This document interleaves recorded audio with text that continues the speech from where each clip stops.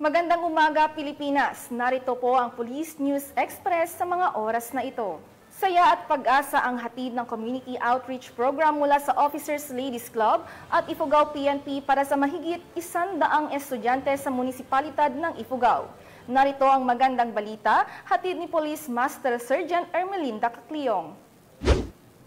Malugod na naghatid ng pag-asa at serbisyo ang mga tauhan ng Ifugao Police Provincial Office sa magkasunod na community outreach activity na ginanap sa Halag 1 at Halag 3 sa munisipalidad ng Aguinaldo, Ifugao nito lamang Oktubre 17 taong kasalukuyan.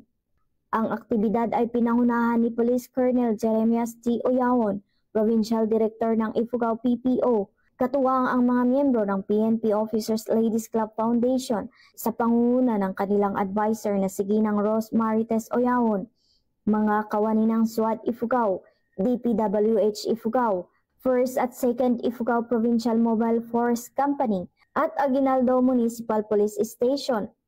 Ang nasabing outreach activity ay isinagawa alinsunod sa Project Pangipaptok na may temang Bandang Yu Amlong U, kung saan may kabuuang 114 na estudyante mula sa 2 paaralan ang nabigyan ng assorted school supplies at mga laruan. Dagdag pa rito, ang Halag Elementary School ay nabigyan ng mga kagamitang panlaro habang nagbigay din ng assorted na kagamitan upang maipamahagi sa komunidad.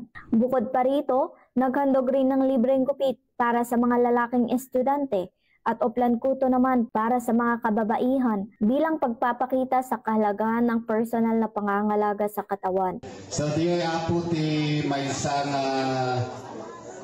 part ito ti reach out kahit mga nag-share, kahit mga may kapag-rig na kata kayo, kahit mita kayo ma-motivate.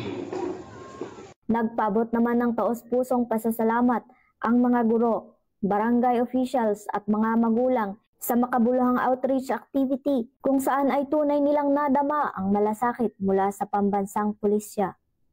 Very inspiring. Ano na nga mo, talaga na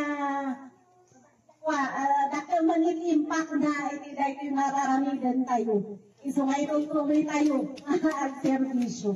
So as jay, basta dakil itiyaman ni, dakil itiyaman ni permit. Ang aktibidad ay patunay sa dedikasyon ng Ifugao PNP sa pagsasapuso sa adhikain ng bagong PNP para sa bagong Pilipinas.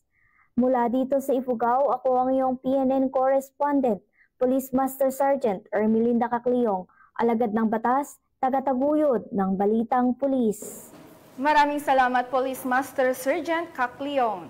Ako po si Patrolwoman Rina Joyce M. Dalire para sa Police News Express.